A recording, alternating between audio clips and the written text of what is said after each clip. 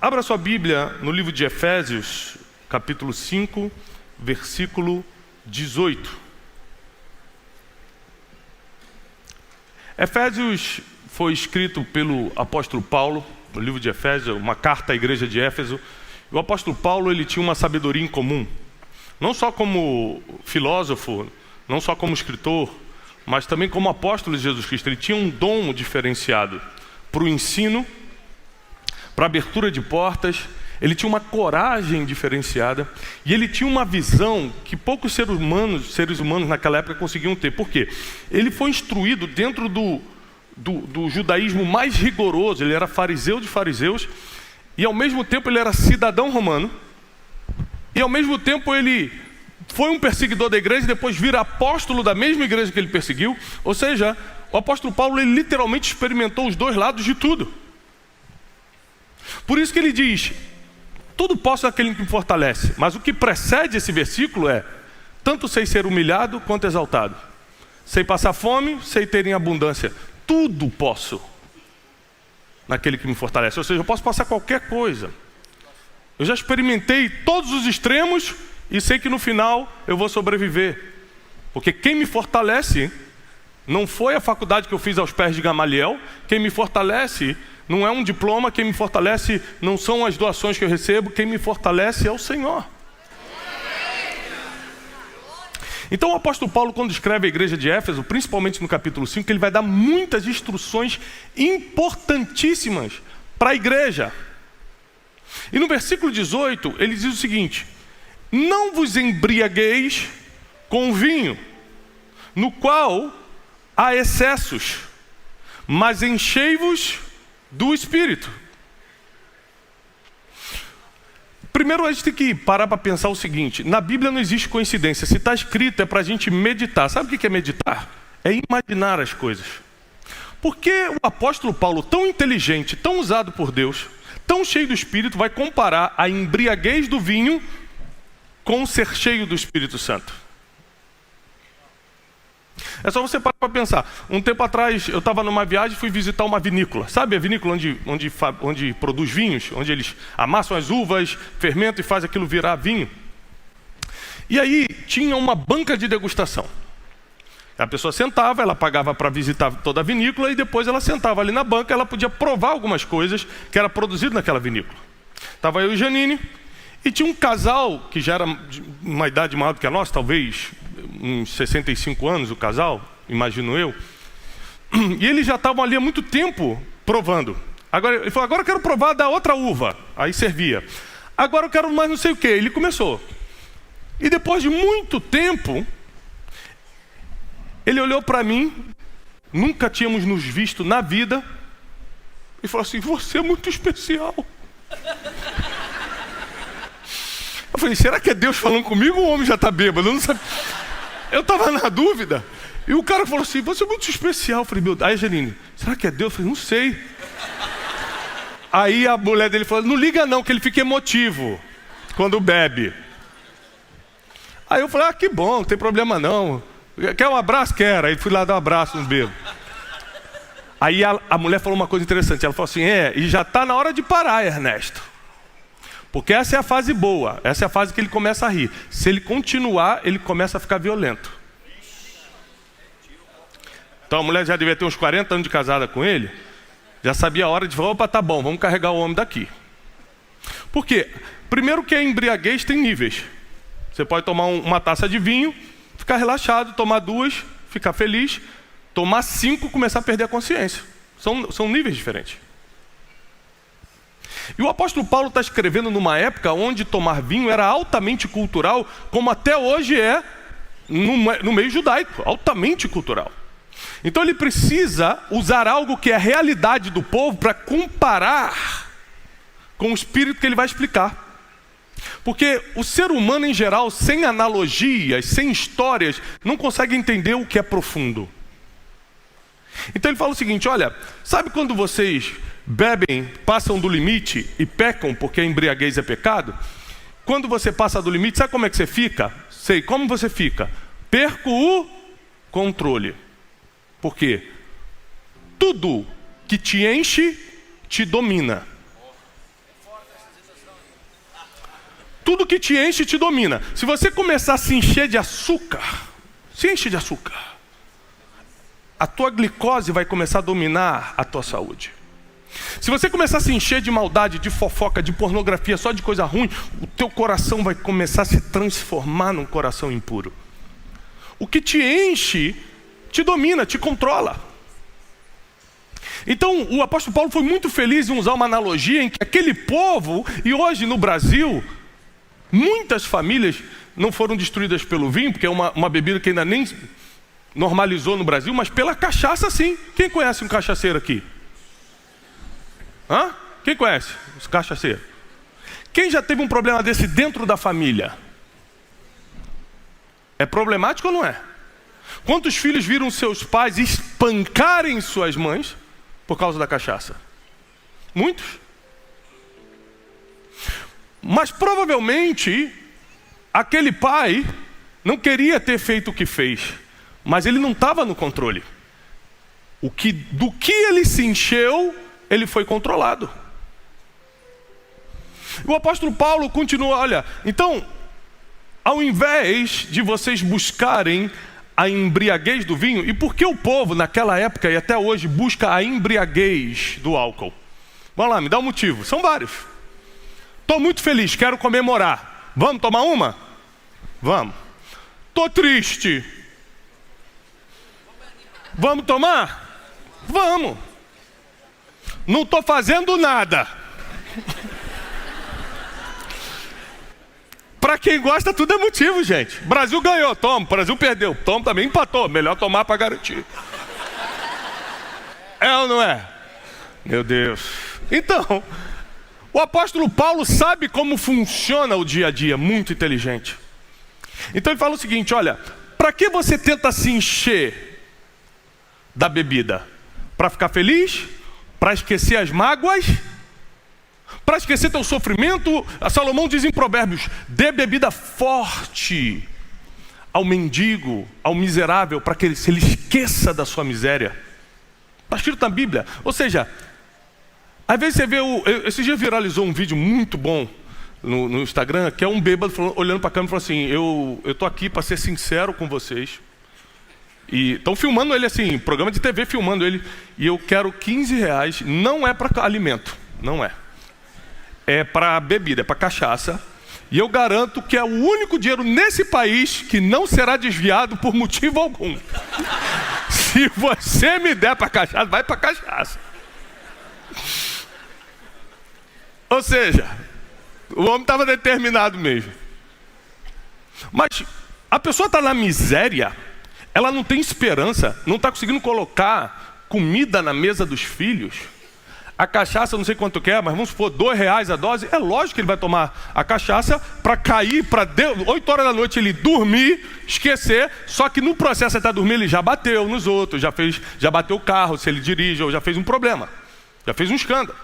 Mas a intenção dele é o seguinte, eu preciso sair desse problema, eu preciso desconectar dessa situação, eu não consigo fazer isso sozinho, então eu vou para a embriaguez.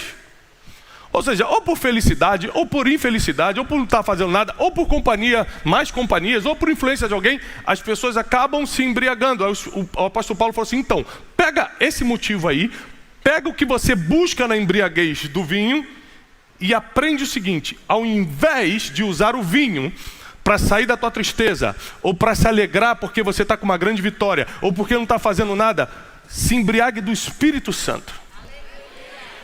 Peraí. Eu sou crente desde criança. E eu nunca entendi bem isso. A ficha, infelizmente, caiu muito tarde para mim. Porque você só consegue entender por que você troca o efeito de uma bebida pelo efeito do Espírito Santo quando você entende quem é o Espírito Santo.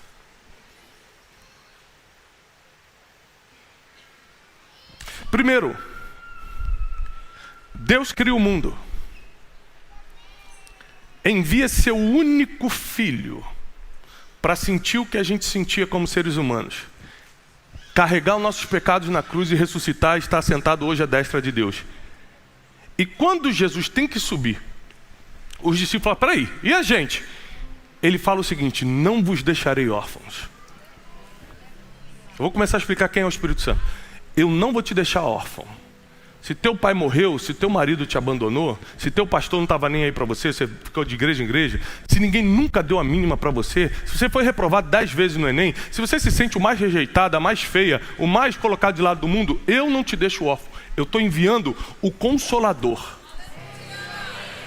Quando você é abandonada e vai buscar consolo em outro homem, você está pisando no Espírito Santo, que veio para a terra para ser teu Consolador. Eu vim para te consolar, você vai no outro homem? Quando você está buscando um dinheiro, vou pegar um empréstimo no banco, eu estou muito mal, pelo menos eu reformo meu banheiro, compro um carro novo, me sinto melhor, o Espírito Santo. E eu? Eu vim para te consolar. Você vai buscar no dinheiro o teu consolo?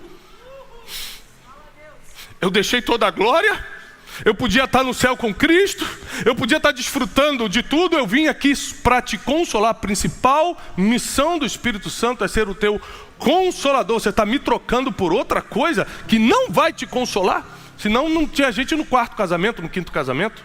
Se homem consolasse, se dinheiro consolasse, não tinha rico se matando. A única coisa que consola o ser humano não é Rivotril,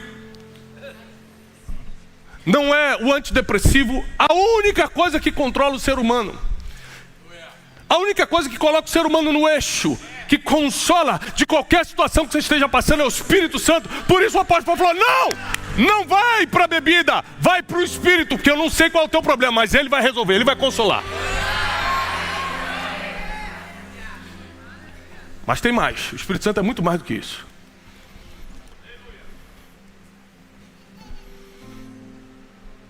Espírito Santo é a pessoa que colocou Jesus na barriga de Maria, lembre-se disso. A Bíblia diz: e Maria achou-se grávida do Espírito Santo. Então você veio aqui nessa noite adorar Jesus, que é uma obra do Espírito Santo na barriga de Maria. Só para você entender o tamanho do Espírito Santo, que não está escrito a palavra trindade na Bíblia, mas a teologia definiu assim, e a gente costuma achar que o Espírito Santo é a terceira pessoa da trindade, como se fosse o menos importante. E se fosse assim, não seria aquele que tinha colocado o Rei dos Reis e o Senhor dos Senhores na barriga de alguém. A Bíblia diz que antes da terra ser formada, o Espírito, não é o Criador nem o Filho, o Espírito pairava sobre as águas. E presta atenção, a geração que vai ver o Apocalipse, que vai experimentar o fim, que vai precisar ter toda a força necessária para enfrentar o que está por vir, a nossa geração não está com Cristo pessoalmente e nem com Deus Pai. Ele deixou o Espírito Santo. Tem um motivo para isso. Porque a Bíblia diz que Ele não só é o Consolador, Ele também é aquele que vai revelar as coisas que ainda vão acontecer. Ou seja, o Espírito profético só pode agir hoje na terra por causa da manifestação do Espírito Santo. Porque Ele é quem revela o que ainda vai acontecer. Mas tem mais. Não é só isso que Ele é, não. A Bíblia diz o seguinte, só para você entender quem é o Espírito Santo.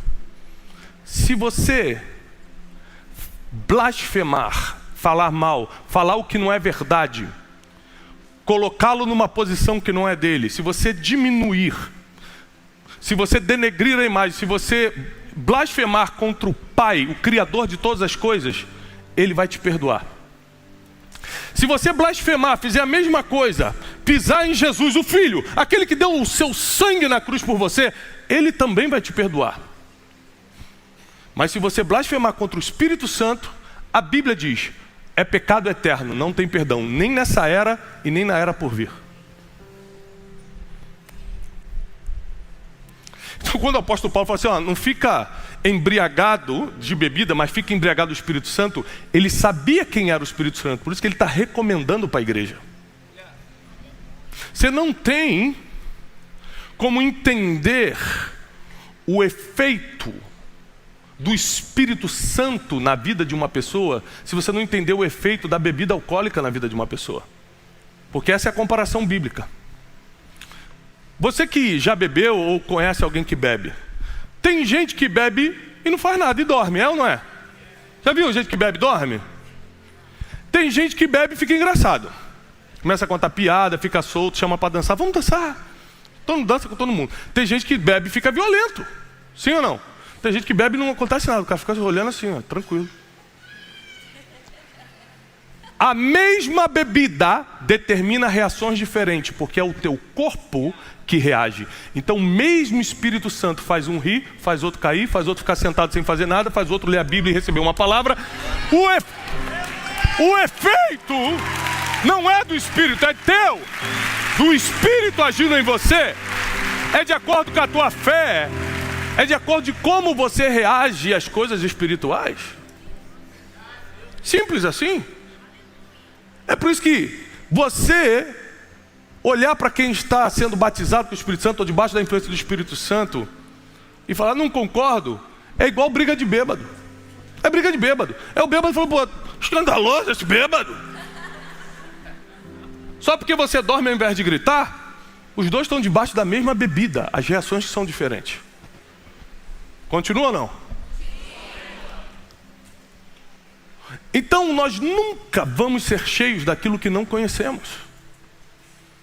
Se a igreja dos últimos dias não estudar profundamente o Espírito Santo, não vai ter vontade de bebê-lo e beber a ponto de se embriagar. Porque tem o seguinte também, gente. Se você tomar uma taça de vinho por dia, você nunca vai ficar bêbado. Quem sabia disso? Sabia? Da mesma forma que você tiver só um tempinho com o Espírito Santo por dia, também não fica bêbado. Vamos lá. O que acontece? O que te faz entrar num processo de alcoolismo? Eu já cuidei de muitos alcoólatras. Frequência, quantidade e constância. Isso é que faz uma pessoa virar alcoólatra. Frequência, bebe muito. Quantidade, litros e litros. E a constância é todo dia. Da mesma forma, quem é que vai para a academia? Quem treina? Quem treina? Não é possível que aquele irmão treine, aquele que levantou ali. Começou ontem, não é possível. Aí, quem aqui treina e já está no shape, tá bonito, tá bonita. Fica de pé aí, varão. Fica aí você. Você mesmo, barbudo. Não tá tanto assim não, mas tá. Meio convencido, se levantou muito rápido. Escuta só, meu irmão. Fala para mim de verdade. Se você treinasse, na época que você não tinha esse corpo, toda terça-feira, 1 hora por dia, toda terça-feira, hoje você teria esse shape? Só treinasse às terças? Não.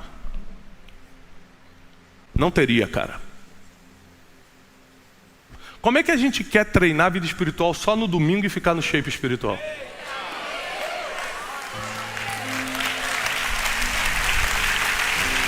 Ou seja, para o corpo, que vale menos do que o espírito, você quer treinar todo dia para ficar no shape. Para o espírito só no domingo?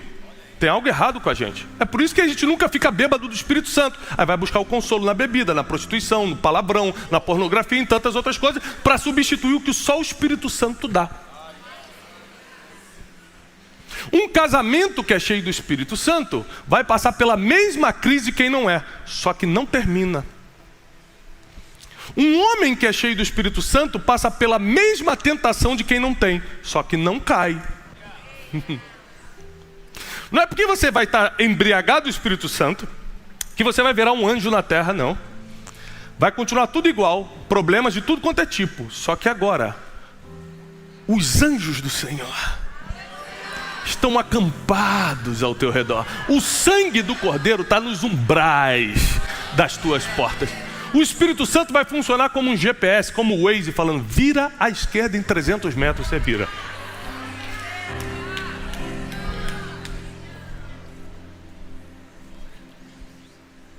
Somente quando você está cheio o suficiente, o Espírito Santo começa a ser o teu guia, porque ele começa a te controlar. Aquilo que você se enche, te domina, te controla. Se você se enche do Espírito Santo com constância, frequência e quantidade, você consegue ser controlado por ele. Nunca mais você toma uma decisão burra. Nunca mais você escolhe o lado errado. Nunca mais você bota teu dinheiro onde não era para colocar. Nunca mais você é enganado e ludibriado. Nunca mais você coloca as tuas emoções na esperança de outro ser humano. Suas emoções ficam na mão de Deus. Ninguém consegue mais brincar com teus sentimentos, porque agora os teus sentimentos já têm dono e ninguém consegue tirar da mão dele.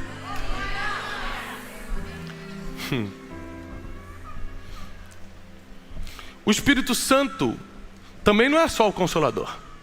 A Bíblia diz que Ele nos ensinaria todas as coisas. O próprio Jesus fala o seguinte, eu vou deixar o Consolador, Ele vai ensinar e vai lembrar aquilo que eu já deixei para vocês. A função do Espírito Santo é te ensinar o que você não sabe, além de te consolar, e te lembrar as coisas que Deus já te falou e você esquece. O que eu estou vivendo hoje não é fruto da minha capacidade, é fruto de uma palavra que durante a minha adolescência eu esqueci, e em algum momento o Espírito Santo tem que me dizer, meu filho, Deus não prometeu? Não dá para sair dessa vida de pecado e se consertar não, porque está na hora de eu te usar? Você não quer se arrepender, não quer começar a caminhar pelo caminho do arrependimento, que é o único lugar que nos leva a Deus, o arrependimento, para eu poder fazer na tua vida o que eu te prometi quando você tinha 8 anos de idade? O Espírito Santo nos lembra as coisas que Deus nos falou e a gente já esqueceu. Quantas coisas Deus te falou e você esqueceu? Tem gente que recebeu uma palavra aqui quando ainda era pequenininho. Pequenininha. Teu pai profetizava, tua mãe falava sobre você. Tua tia, tua avó orava. Alguém. Um dia você foi numa igreja, alguém falou alguma coisa para você. Você pode ter esquecido. O Espírito Santo é responsável de te lembrar. O Espírito Santo, ele é tão poderoso que em Efésios 4:30 diz, não entristeçam o Espírito Santo de Deus, pelo qual vocês foram selados para o dia da redenção. Ou seja, quando você troca de consolador, você está entristecendo o Espírito Santo. Quem me consola é o Espírito Santo. Eu já perdi muita coisa na vida. Eu perdi pessoas que eu amava, minha mãe. Eu perdi uma empresa e quebrei num nível de não saber o que é comer no outro dia. Eu já passei por vergonhas muito difíceis, muito duras. E eu posso te falar que quando você está no fundo do poço mesmo, o advogado não resolve, o gerente do banco nem te atende, os amigos desaparecem, mas o Consolador nunca te abandona. E no meio do teu buraco, no meio da tua situação difícil, Ele ainda te lembra o que Deus te prometeu. Ele é o que fala, pode enxugar a tua lágrima, porque o choro só dura o período de uma noite, mas a alegria, diz o Senhor, vem quando começa a amanhecer.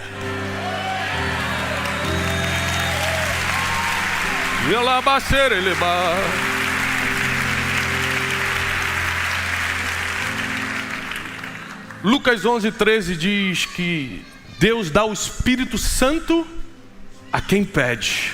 Daqui a pouco o pastor Gerson entra. E essa parte vai ser com ele. Você vai pedir o Espírito Santo. Não, mas você vai pedir o Espírito Santo como um alcoólatra pede o álcool quando está faltando.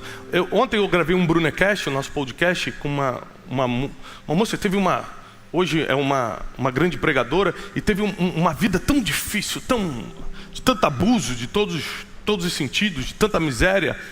E ela fala que o pai dela era tão alcoólatra, que quando ele não conseguia, eles eram muito pobres, não conseguiam o dinheiro da pinga, ele tomava álcool etílico. O álcool de casa.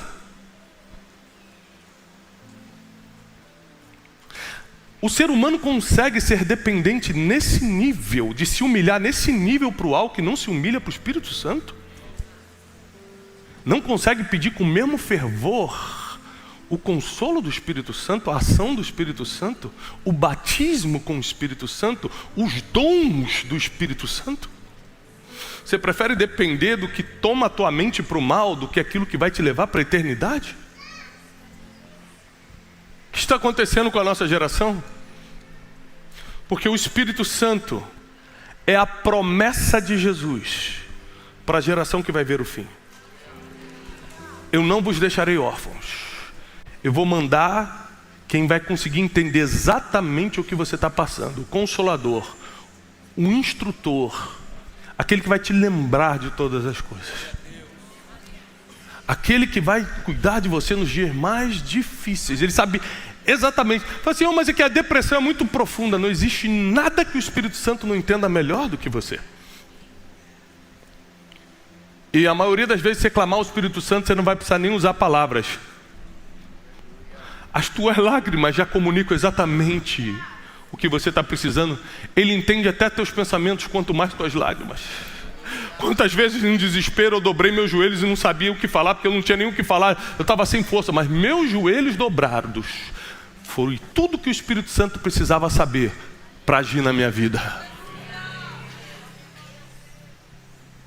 E nessa noite eu quero te desafiar a clamar pelo Espírito Santo, a pedir pelo Espírito Santo. A nossa vida não vai ser possível nessa terra sem a ação do Espírito Santo. O nosso casamento só fica de pé se o Espírito Santo intervir. A nossa vida financeira só vira bênção e não maldição se o Espírito Santo intervir. Nossos filhos só crescem nesse mundo mal, nesse mundo louco que a gente está vivendo, se o Espírito Santo tocá-los enquanto eles dormem. A Bíblia diz que o Espírito de Deus fala com o espírito do ser humano enquanto ele dorme. De noite, quando eu boto meus filhos para dormir, eu coloco a mão na cabeça deles e falo, Espírito Santo fala com eles enquanto eles dormem. Tem coisa que eu ensino, entra por aqui, sai por aqui, mas o que o Espírito Santo coloca na mente deles não sai nunca mais. E eu quero orar por você agora. Fica de pé, pedindo para que o Espírito Santo faça aquilo que só Ele pode fazer.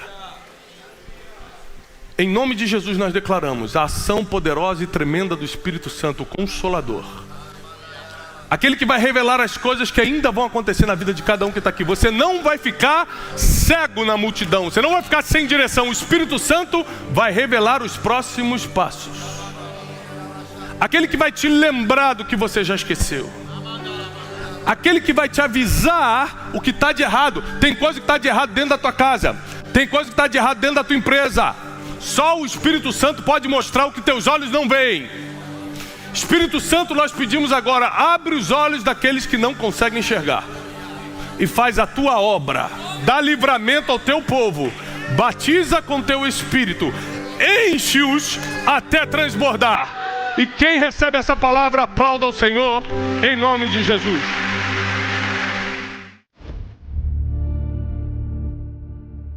Uma das coisas que eu sempre lutei para trazer na Conferência de Destino foi sabedoria. A sabedoria é a coisa principal. E eu não conheço outra pessoa que fale melhor sobre isso do que o Bishop Dale Bronner de Atlanta. And whatever God starts, E tudo que Deus começa, He will finish. Ele vai terminar. He is the author and the finisher. Ele é o autor e consumador. What God has started in your life, He will finish. O que Deus começou em tua vida, Ele vai terminar. And the winds of glory E os ventos de glória will blow over Brazil. vão soprar sobre o Brasil. Ele tem sido meu mentor em tema de sabedoria desde 2016. Um homem que move multidões nos Estados Unidos, um treinador de líderes, um empresário muito bem sucedido na América e também é um bispo de mais de 25 mil pessoas na cidade de Atlanta, na Geórgia. Eu quero incentivar você a fazer o que precisa ser feito para estar comigo aqui nesse ambiente de sabedoria e ativação profética que é a Conferência Destino.